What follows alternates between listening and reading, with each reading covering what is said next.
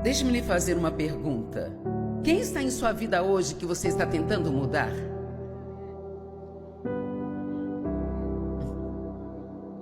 Um resmunguinho aqui e ali. Seu marido, sua esposa? Qual dos seus filhos?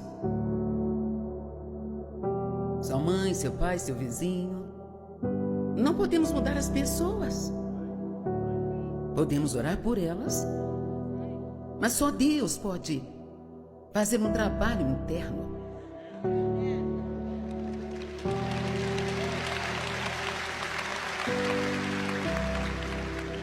E Dave, ele sempre gosta de lembrar as pessoas, quando você começa a orar por alguém, realmente orar sinceramente por alguém.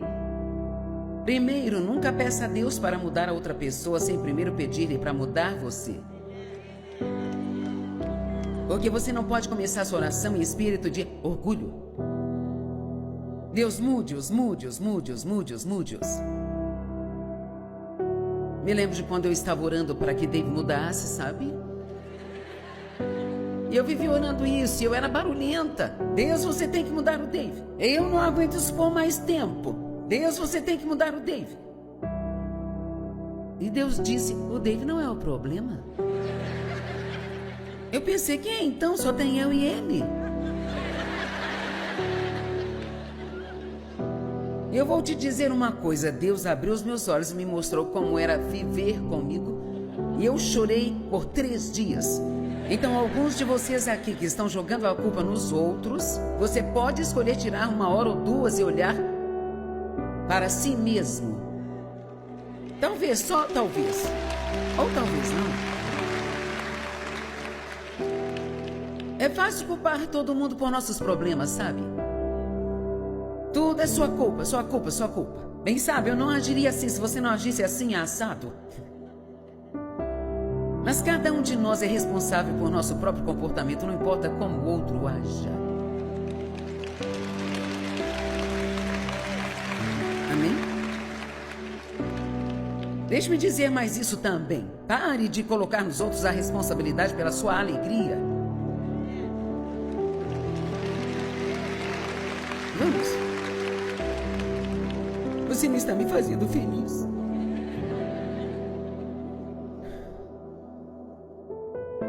Simplicidade de mente. Eu amo isso. Não para pensar menos de si mesmo, mas para pensar menos em si mesmo. Vou dizer isso de novo. Simplicidade é humildade de mente. Em outras palavras, você não pensa mais de si mesmo do que deveria. Não se acha melhor do que as outras pessoas.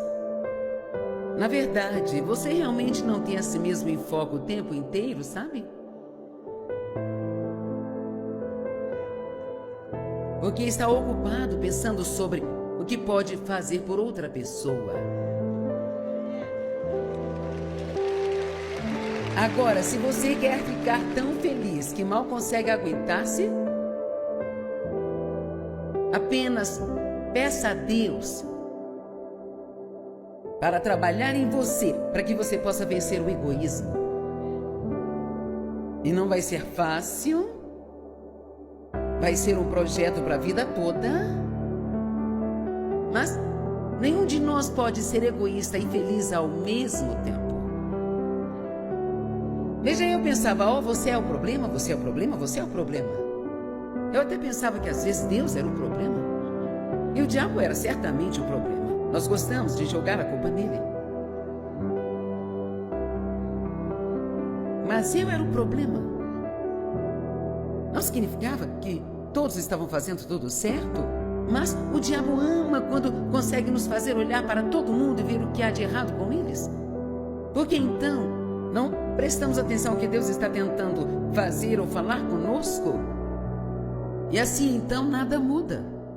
Então, isso não é pensar menos em si mesmo,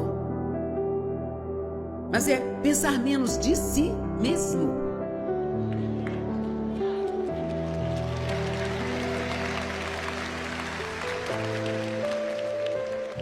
Meu Deus, nós nunca nos cansamos do nosso eu.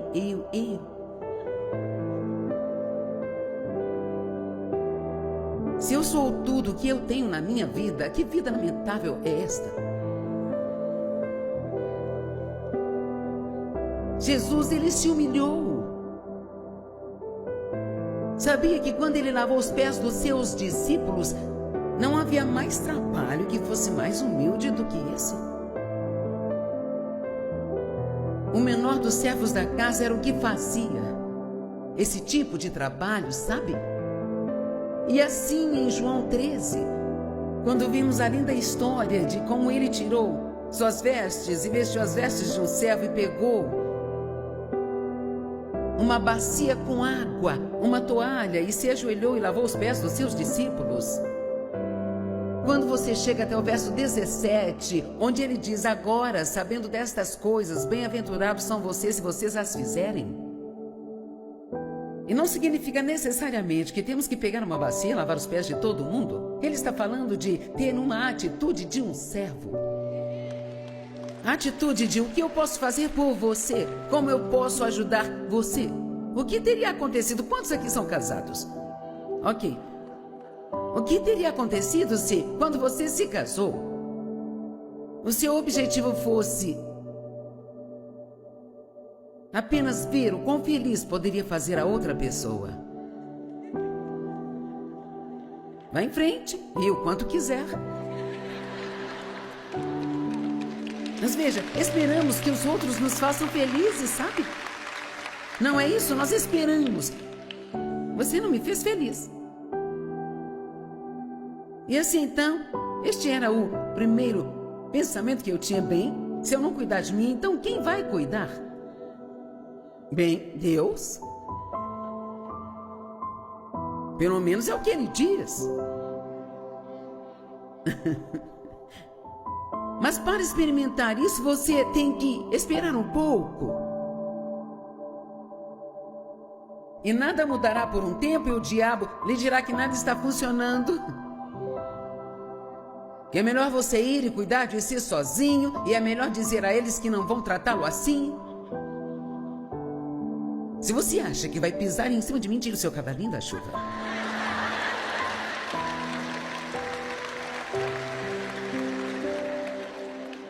Porque, sabe, eu sou importante demais para você me tratar assim. Eu tenho alguns parentes aqui, gente. Ei, eu posso pregar isso porque eu vivi e ainda vivo isso. Eu passei por todas estas coisas. E, cara, quando você cresce como eu cresci, e você já passou por isso de se eu não cuidar de mim mesma, ninguém mais vai cuidar. Eu não confiava em ninguém, especialmente nos homens. E então você se casa, e em seguida você leva a Bíblia a sério e você se depara com estas escrituras que dizem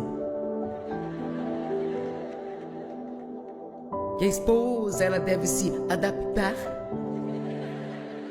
ao seu marido. Oh, eu ainda posso sentir a dor que eu senti. Na primeira vez que eu li isso, eu não sabia nem falar, adaptar, muito menos fazer. Eu queria que todos se adaptassem a mim. Entendem?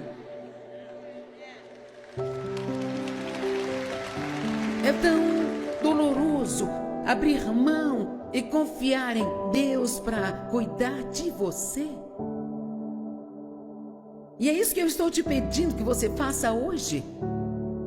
Pare de discutir, brigar e ficar bravo com as pessoas, ter raiva das pessoas. E confie em Deus para cuidar de você.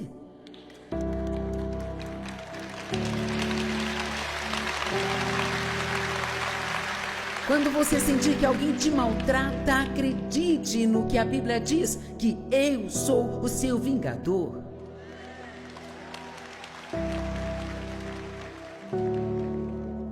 A Bíblia diz que Deus nos pagará de volta pelos erros que as pessoas cometem conosco. Mas Ele não só lhe devolve o que foi levado, Ele te devolve em dobro. O dobro. Chamo isso de o dobro pelo seu problema.